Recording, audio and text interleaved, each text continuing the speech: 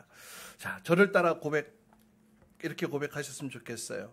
주님의 은혜가 없으면 단 하루도 살 수 없습니다. 주님의 은혜가 아니고서는 단 한순간도 살 수 없습니다. 이 고백이 여러분의 고백 되기를 원하십니까? 이 고백이 여러분의 고백 되십니까? 이번 한 주간 여러분의 가정에서, 또 직장에서, 또 학교에서, 사업장에서, 여러분의 그 삶의 모든 환경 가운데에서 피곤하고 또 지치고 그렇게 하루하루를 보내셨음을 알고 있습니다. 그럼에도 불구하고 우리의 고백은 주님의 은혜가 없으면 단 하루도 살 수 없습니다라고 이렇게 고백하며, 또 오늘 주의 거룩한 날에 이렇게 예배 자리에 나오신 여러분들을 주님의 이름으로 축복합니다. 어제 뉴스 기사에 보니까는요, 어제 일본군 그 위안부 피해자들이 일본 정부의 2차 손해배상 청구 소송을 제기해서 승소 판결을 확정된 그런 기사가 아주 대필되었습니다. 이용수 김복동 할머니를 비롯해서 유족 16명이 그동안 오랫동안 일본 정부를 대상으로 해서 이 손해배상 청구를 했는데, 사실 1심 때는 패소를 했거든요. 근데 1심 때 패소를 하고 그때 막 여러 또 기사들이 났었죠. 그리고 다시 또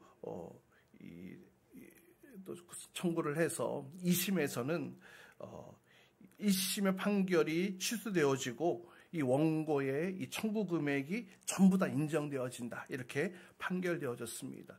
이미 그 판결이 선고되어졌는데 이제 어제까지 일본이 이 상고장을 제출하지 않으면 이제 그 재판이 확정되어지는 것인데요. 그러니까 어제까지 제출되어지지 않아서 승소 판결로 확정되어졌다, 이런 기사였습니다. 일본군의 위안부로 끌려가 모진 세월을 또 잘 살아내셨고, 어찌 보면 부끄럽고 수치스러운 그런 자신의 과거임에도 불구하고 목소리를 높여 또 일본군의 그런 과거의 부끄러운 일들을 알리고, 또 오랜 기간 일본 정부로부터 손해배상 청구를 해왔던 그런 일들이었는데요. 오랫동안 이들에게 손을 들어주지 않았던 이 사건이 어떻게 또 이렇게 승소될 수 있었을까? 그만큼 세상이 변했기 때문이 아닐까 생각되어집니다.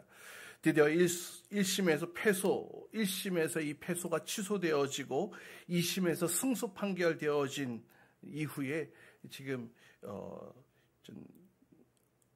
이용수 할머님이신데, 이용수 할머님이 손을 딱 들면서 기뻐하시는 모습, 그동안 서러움과 또 속앓이 하셨던 이분들의 마음이 조금이나마 회복되어지고 치유되었으면 하는 그런 마음들이 기사를 읽으면서 제 마음 가운데 들었습니다. 또 이 기사를 보면서 떠오르는 한 가지 사건이 있었습니다. 1998년 5월 1일 날 한국에 한 분이 오셨습니다. 이분은 일명 훈 할머니라고 불렸던 분이셨는데요. 한국 이름은 이남희 씨였습니다. 이분이 한국에 돌아온 사건이었는데요. 일본군의 위안부로 끌려가서 55년 만에 한국 국적을 되찾고 또 마침내 고향 땅으로 돌아오게 되어진 사건이 있었습니다.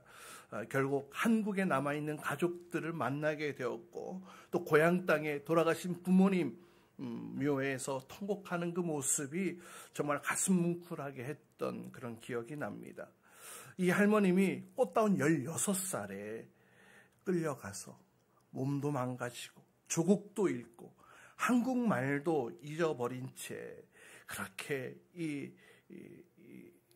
태평양 전쟁 당시에 이곳저곳으로 끌려가시면서 마지막에는 이제 캄보디아에 정착하게 되셨는데요. 그렇게 캄보디아의 한 할머니로 살아갔던 이분, 근데 그 손녀에 의해서 이 할머니 이야기가 알려지면서 한국의 이 사업가를 통하여서 이분이 한국으로 돌아올 수 있는 계기가 마련되어졌다고 합니다. 55년 만에 돌아오신 이분입니다. 위안부로 끌려갔던 이 할머니가 어떻게 다시 이렇게 조국에 돌아올 수 있는 이런 일들이 일어났겠는가? 55년 만에 말이죠. 그만큼 세상이 변했기 때문입니다. 지금은 위안부에 끌려가신 그 할머니들을 부정하거나 또 혹은 더럽게 생각할 사람은 아무도 없을 것입니다. 그것은 한 시대의 아픔이고 또 우리나라의 아픔의 역사이고 우리 조국의 아픔, 우리 모두의 아픔 아니겠습니까?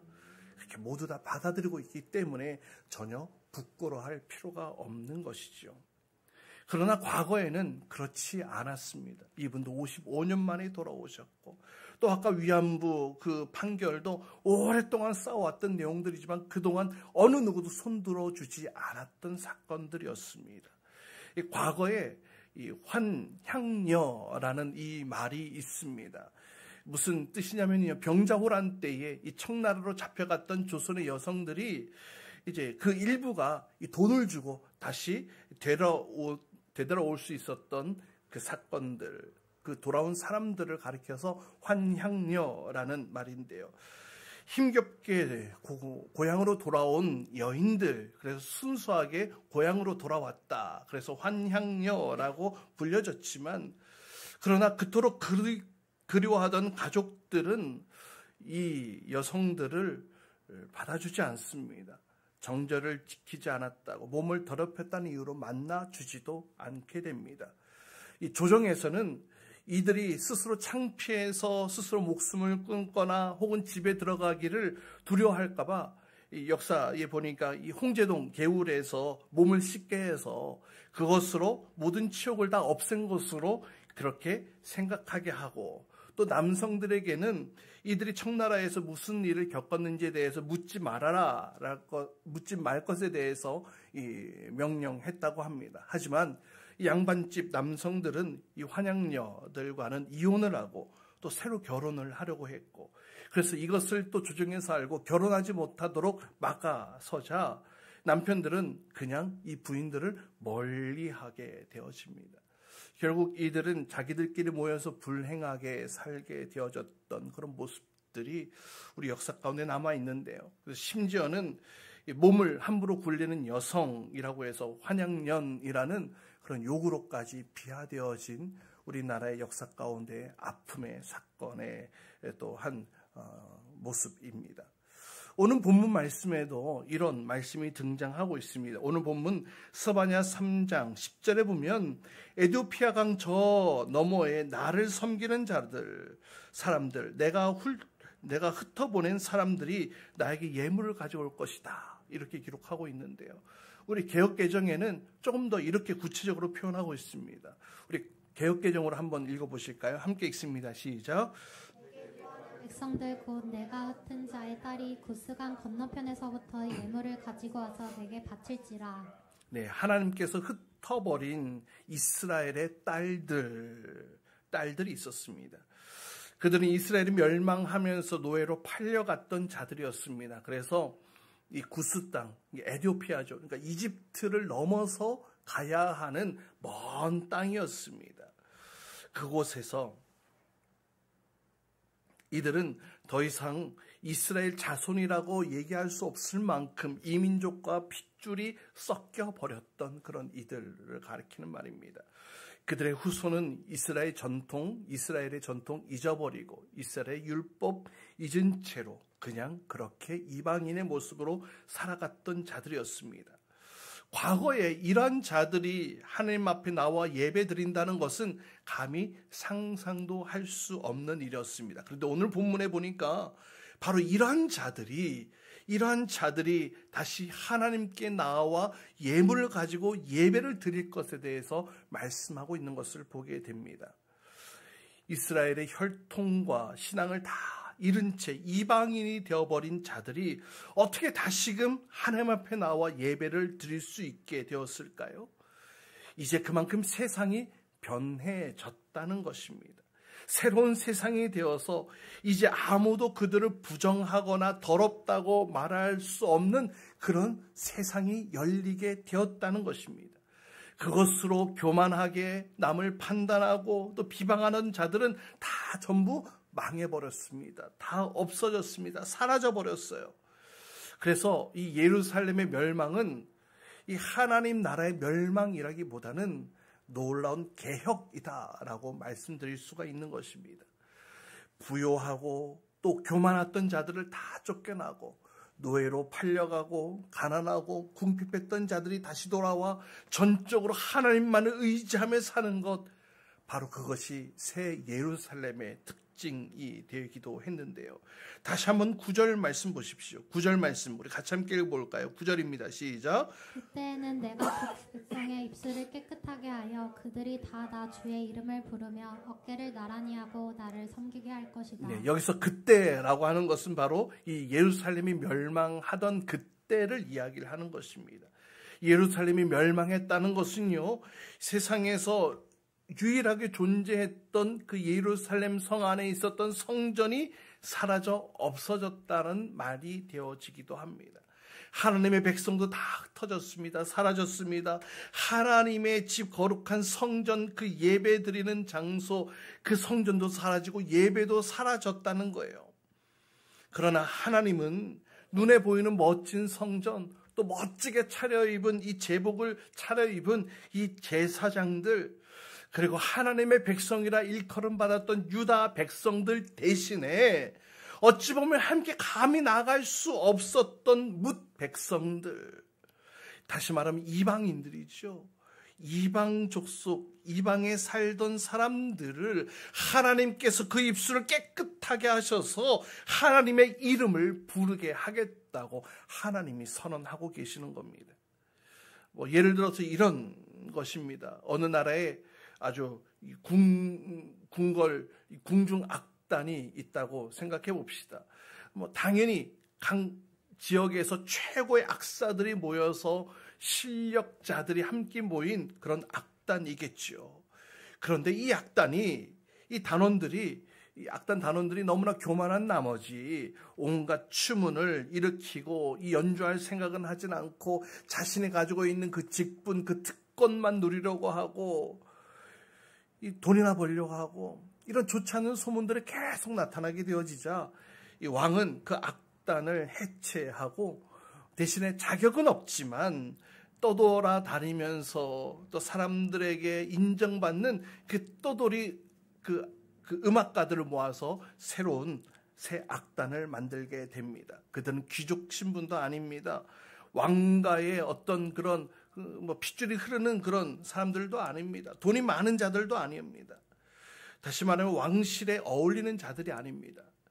그런데 왜 왕이 그런 자들에게 새 옷을 입히고 또 귀족의 자격을 주어서 이 새 악단을 만들었던 것일까요? 아마도 왕은 참으로 감동을 주는 음악, 정말로 눈물을 흘릴 수 있는 그런 음악을 원했기 때문에, 또 때로는 기쁨과 즐거움과 환희를 경험하기 위해 그 악단을 만들지 않았을까, 이런 생각을 해보게 됩니다. 음악적으로는 아무 오류도 없고 완전히 완벽한 음악을 연주하기보다는 때로는 조금 서툴고 또 때로는 조금 틀린 부분들도 있고 또 실수가 난다 하더라도 그 가운데 감사와 기쁨과 또 즐거움이 넘치는 감동이 있는 연주를 원했기 때문에 말이죠. 예루살렘 성전, 당대 최고의 예배가 드려지는 곳이었습니다. 그 절차나 그 과정이나 그 제물이나 그 찬양이나 그 모든 예식이 세계 최고의 수준을 자랑했던 바로 그 예루살렘 성전의 예배. 그러나 하나님께서는 그런 예배를 원하시는 것이 아니었습니다. 하나님께서는 그런 완벽한 예배를 원하시는 것이 아니었어요. 하나님께서 원하시는 예배는 무엇이었습니까? 그들의 눈물이 있는 예배, 그들의 감사가 있는 예배, 그들의 기쁨이 있는 예배, 그들의 소망이 넘치는 그 예배를 원하셨던 것입니다. 그런데 이스라엘 백성들은 그러한 모습으로 하나님 앞에 나아가지 못했습니다. 겉으로는 완벽했습니다. 최고로 화려했습니다. 그러나 그들의 마음은 주님을 향해 있지 않았습니다. 하나님께 감동을 드리는 예배 드리지 못했습니다. 하나님께 감사를 드리는 예배를 드리지 못했습니다. 그 결과 세계 유일의 예루살렘 성전을 하나님 당신께서 직접 폐허로 만드셨고 온갖 율법으로 화려하게 무장했던 이 제사장들을 다 내쫓으십니다. 그리고 얼마 전까지만 해도 이 우상들을 섬겼던 있던 이 이방인들의 입술을 깨끗하게 하셔서 그들로 하여금 하나님을 노래하고 찬송케 하겠다고 하시는 말씀이 오늘 스바냐 3장에 있는 말씀입니다. 그동안 이방인들 더러운, 입만 열면 더러운 말들을 쏟아냈습니다. 욕을 하고 악독한 말을 하고 시기와 질투의 말을 하고 원망과 불평의 말을 했습니다. 바로 그 입술. 왜 그렇게 더러운 말들을 쏟아낸 입술이 되었냐 하면 하나님의 은혜가 그 가운데 없었기 때문에 그러한 삶을 살았던 것입니다. 하나님의 은혜가 머물지 않았기 때문에.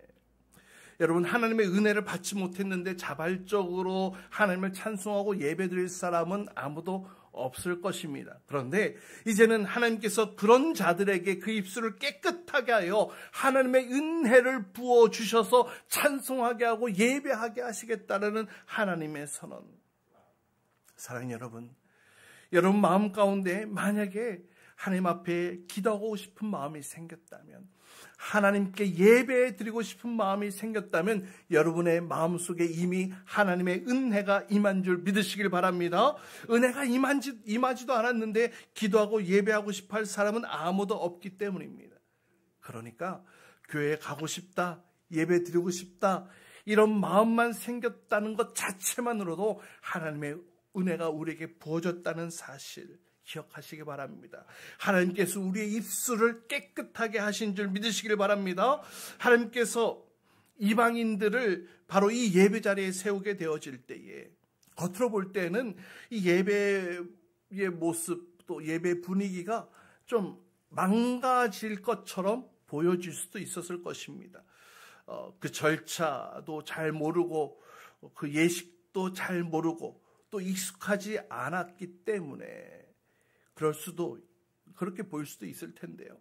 또 때로는 이방인들이 자신의 어떤 익숙했던 이방의 습성대로 하나님을 섬기려고 하는 그런 모습에 아마 유대인들은 그냥 막 뒷목 잡고 쓰러질지도 모르는 그런 모습들 펼쳐질 수도 있었을 것입니다. 그런데도 하나님께서는 그럼에도 불구하고 이 예루살렘에 있던 이 제사장들, 정규 제사장들을 다 폐하시고 유대 백성들을 다 폐하시고 이방 백성들을 이렇게 택하시는 것은 어쩌면 아까 말씀드렸던 그 왕의 마음이지 않을까 생각되어집니다.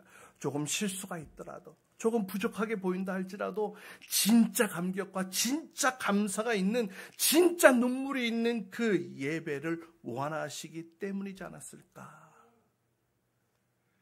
9절 말씀 다시 한번 보세요. 그때에는 내가 뭇 백성의 입술을 깨끗하게 하여 그들이 다 나 주의 이름을 부르며 어깨를 나란히 하고 나를 섬기게 할 것이다. 그들이 다 나 주의 이름을 부른다고 말씀하고 있습니다. 하나님의 이름을 부르는 자로 그들을 세워주신다는 것입니다. 감히 하나님 앞에 나설 수도 없었던 그런 자들이 이제 하나님의 은혜를 힘입어서 하나님의 이름을 부르며 하나님을 예배하는 자로 그렇게 세워주시겠다는 것입니다. 이전까지 그들이 어떠한 삶을 살았는지, 이전까지 그들이 어떠한 삶의 태도로 살아왔는지 상관하지 않겠다. 이제 내가 그들의 입술을 깨끗하게 할 것이니 그들로 하여금 누구나 하나님의 이름을 부르며 모두 다 함께 예배할 것이다. 할렐루야. 적어도 이들은 위선적인 예배는 드리지는 않을 거예요. 여러분 마음속으로 저 사람을 정말 죽이고 싶을 정도로 미움과 분노와 저주로 가득 차 있어도 우리의 입술은 사랑합니다 라고 말하고 있지는 않습니까? 우리가 찬송하고 예배할 때에도 음정 박자 완벽하게 탁탁 맞춰서 부르지만 그 기도도 유창하게 하지만 여전히 내 마음속에는 누군가를 미워하고 분노하고 악독으로 가득 차 있는 모습이 있지는 않습니까? 하나님은 이런 유다 백성들의 위선적인 모습을 신물 날 정도로 질리셨던 것입니다.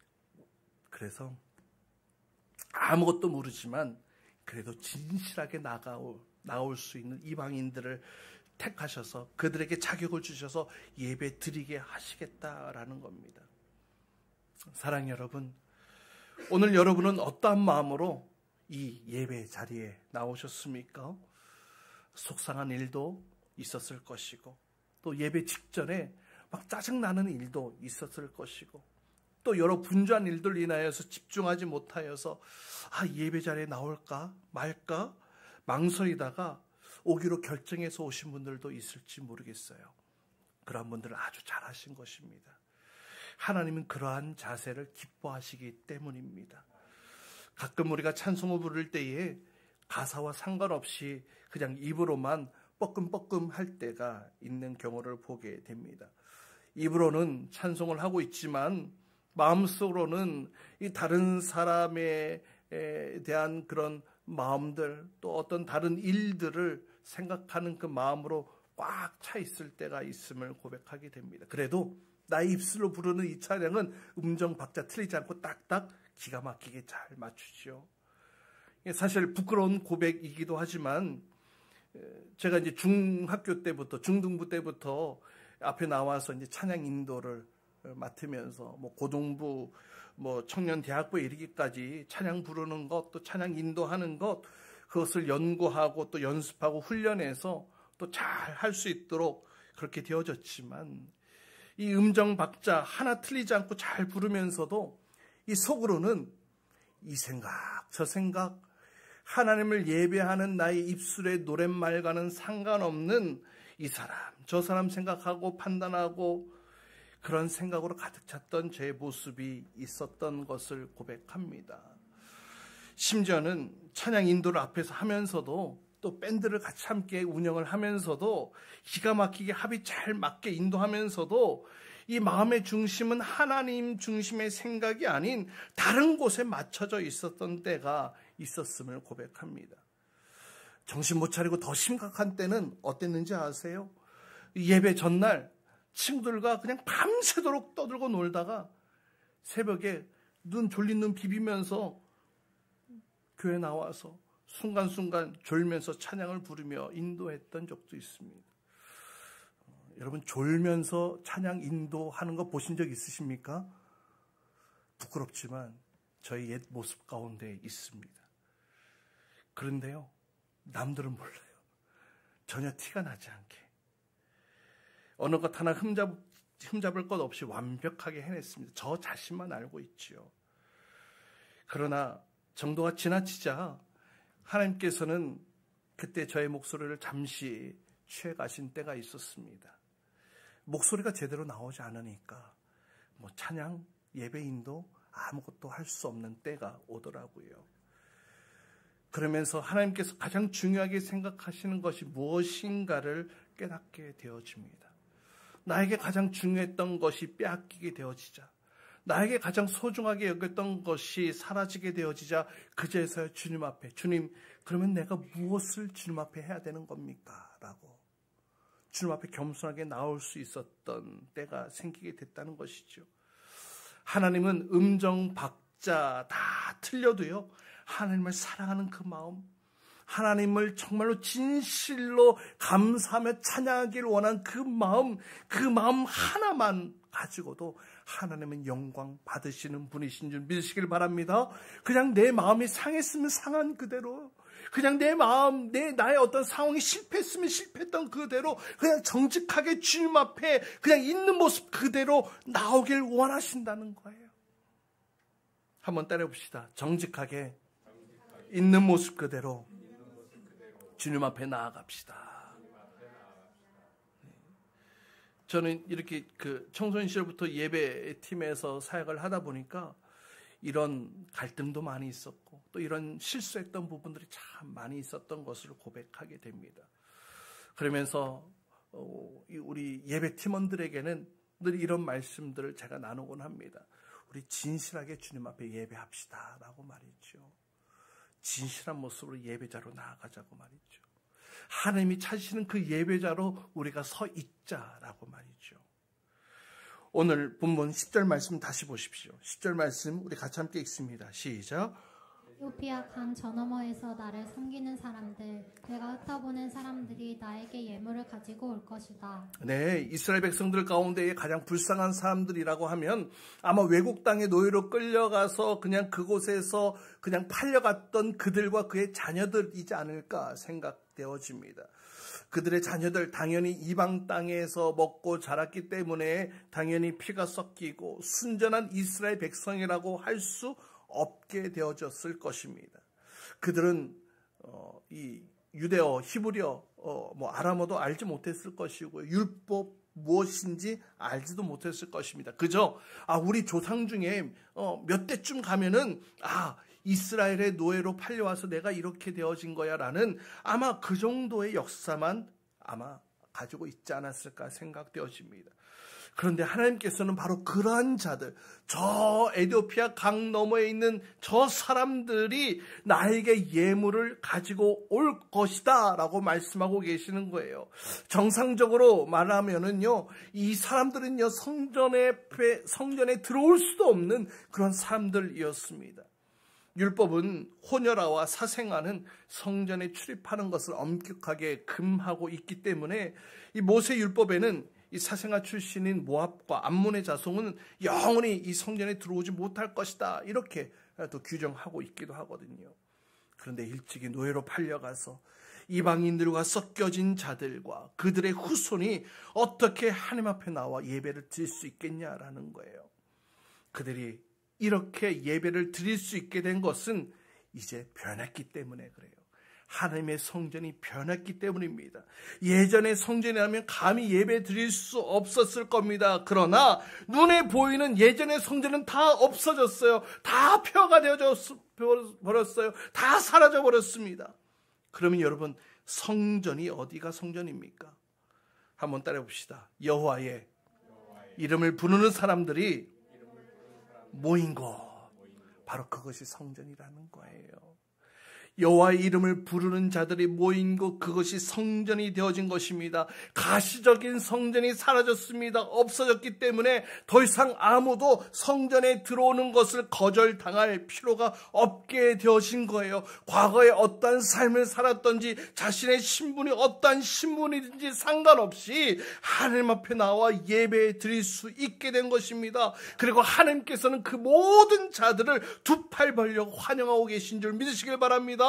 잘 왔다 내 딸아, 잘 왔다 내 아들아, 그동안 얼마나 고생했니, 얼마나 힘들었니, 여기 오기까지 얼마나 많은 번민과 또 생각을 했니.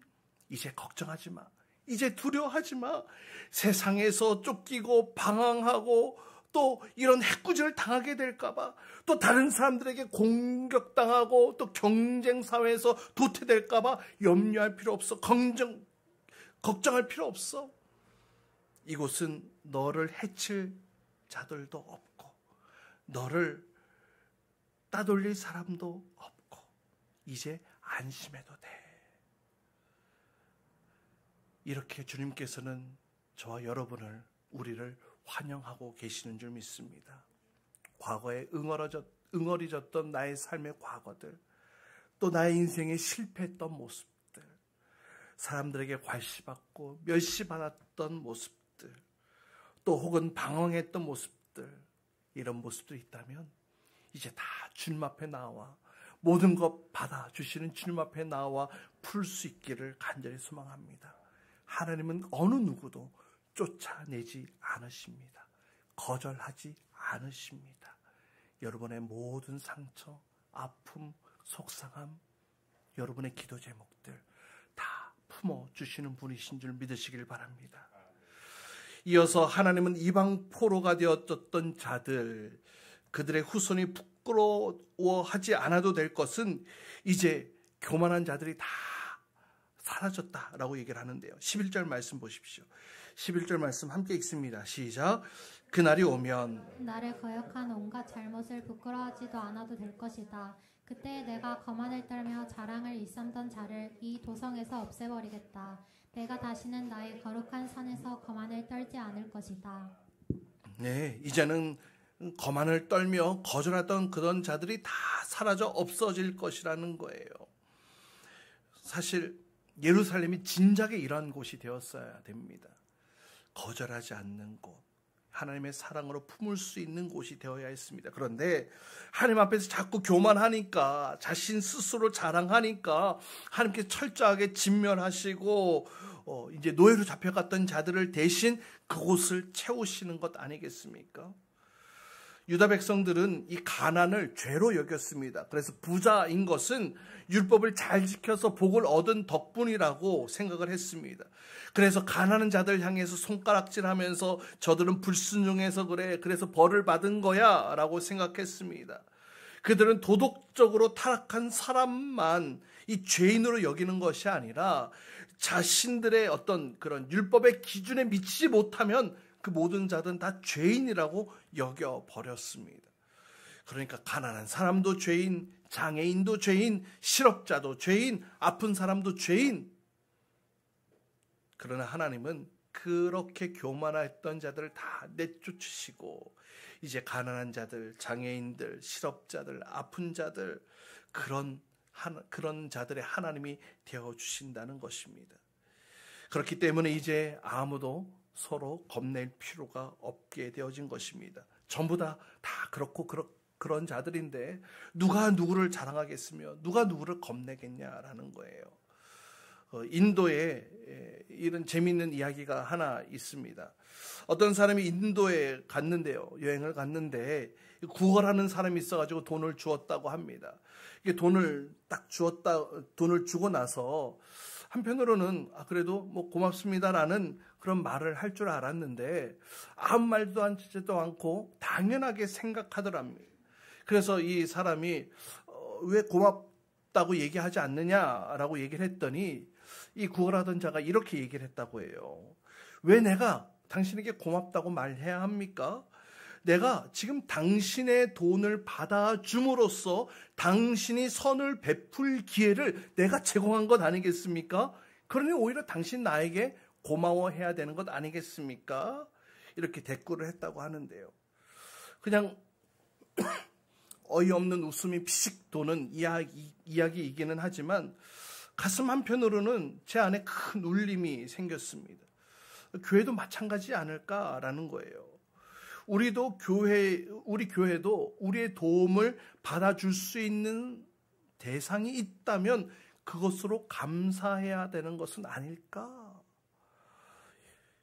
왜냐하면요, 교회 안에 어려운 사람이 존재하는 것을 싫어하고 어리고 연약한 대상들을 귀찮게 여기는 그런 공동체는요, 대단히 위험한 상태에 빠질 수 있기 때문에 그렇다는 것입니다. 교회는요, 이런 연약한 사람들이 점점 몰려가고 떠나가게 되어질 때에 교회는 위기를 맞게 되어질 것입니다. 하나님은 모자라다고 부족하다고 책망하시는 분이 아니세요. 반면에 자신의 한계를 모르고 높아지려고 하는 자들은 분명히 책망하십니다. 조금은 부족해도 조금 모자라도 그 안에 진실함이 있고 그 안에 진한 감사가 있고 그 안에 정말로 깊은 그런 사랑이 있으면, 위로가 있으면, 또 즐거움과 격려가 넘치면 바로 그곳에서 치유와 회복이 일어나는 것 아니겠습니까? 그곳에서 놀라운 성령의 역사가 일어나는 것 아니겠습니까? 바로 이것이 하나님 나라의 원리이지 않을까 생각되어집니다. 이어서 12절 13절 말씀 또 함께 읽도록 합니다. 함께 읽습니다. 시작. 내가 이 도성 안에 주의 이름을 의지하는 온순하고 겸손한 사람들을 남길 것이다. 이스라엘의 살아남은 자는 나쁜 일을 하지 않고 거짓말도 하지 않고 간사한 혀로 입을 놀리지도 않을 것이다. 그들이 잘 먹고 편히 쉴 것이니 아무도 그들을 위협하지 못할 것이다. 네, 이스라엘의 남은 자들에 대한 이야기를 다루고 있는데요. 이 모습을 보면은 어떤 그 편안히 풀을 뜯는 어떤 그런 양떼 이미지가 떠오르게 되어집니다.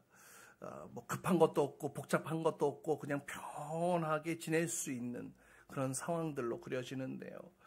이렇게 편하게 지낼 수 있는 것은, 이 양들이 편하게 지낼 수 있는 것은 이 목자가 있기 때문이죠. 또 양들은 목자를 철저히 따르게 되어질 때에 그 평안을 누릴 수 있는 것입니다. 근데 이스라엘 백성들이 그동안 평안하지 못했던 것은 목자를 따라야 하는데 자신이 목자 노릇하려고 하니까 그렇게 복잡하고 골치 아프게 되어졌던 것이죠. 그런데 이제 바벨론으로 끌려가게 되어집니다. 포로가 되어진 후에 어떻게 되어집니까? 머리 쓸 일도 없습니다. 복잡한 일도 없습니다. 포로들끼리 잡혀간 사람들끼리 뭘 경쟁을 하겠어요. 그러니까 그 안에서 다시금 이 형제의 사랑이 생겨나게 되어진다는 것입니다. 우리 남자들 군대가 그렇지 않습니까? 군대 사병으로 입대하면은요, 골치 아플 일, 신경 쓸 일 없습니다. 가만히 있어도 옷 주고요. 가만히 있어도 밥 먹여주고요. 가만히 있어도 훈련시켜주고요. 가만히 있어도 때로는 얼차려도 주고, 정해진 일정표대로 모든 것이 착착 진행되어집니다. 그냥 군대 안에 있으면 그냥 죽으나 사나 그래도 국방부 시계는 여전히 돌고 있다. 그냥 이 생각만 가지고 그냥 지내다 보면 그냥 주어진 임무 성실하게 하다 보면은 때가 되어지면 제대하게 되어지는 것 아니겠습니까? 이스라엘의 남은 자가 악을 행하지 않는다. 지금 이렇게 표현을 하고 있는데요. 이 뜻은요, 이들이 거룩해져서가 아닙니다. 이제 악을 행할 그런 여지가 다 사라져버린 거예요. 다 없어져 버렸기 때문에.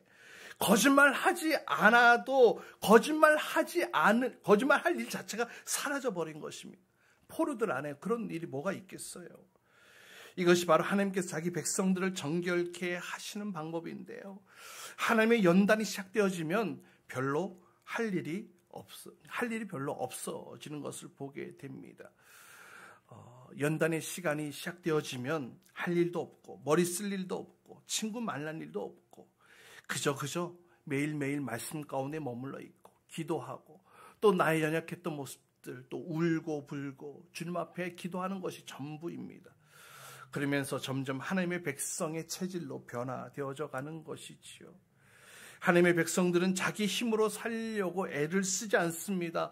목자에 의해 양이 이끌려가는 것이지 양이 목자를 이끌려고 해서는 안 되는 것 아니겠습니까? 따라서 사랑하는 여러분, 우리 몸에 좀 힘을 좀 뺄 필요가 있어요. 긴장을 풀고 우리의 목자 대신 우리 하나님께 우리의 인생의 전부를 맡겨 드시기를 바랍니다. 여러분, 그런다고 해서 좀 힘 푼다고 해서 우리가 절대 죽는 것 아닙니다.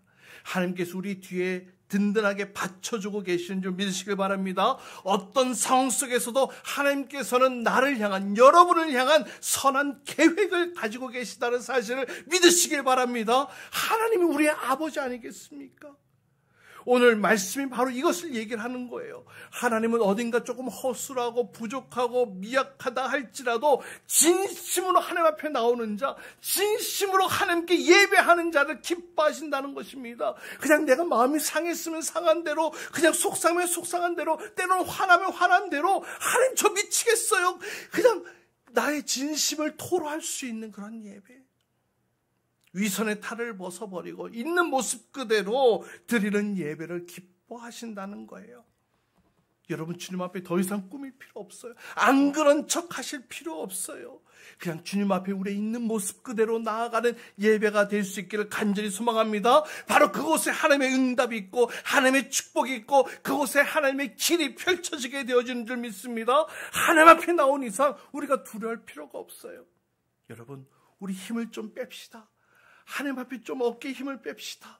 그리고 우리의 내일을 염려하지 맙시다. 내일 또 하나님께서 놀랍게 도와주실 것을 우리가 신뢰함으로 나아갈 수 있기를 간절히 소망합니다. 날마다 가식과 위선을 벗어던지고 있는 모습 그대로, 진실한 모습 그대로 나아감으로 하나님의 예비하신 은혜를 마음껏 누리며 하나님과 깊은 교제 속에 하나님의 열어주시는 응답과 축복이 펼쳐지기를 주님의 이름으로 축복합니다. 우리 시간 같이 함께 찬양하고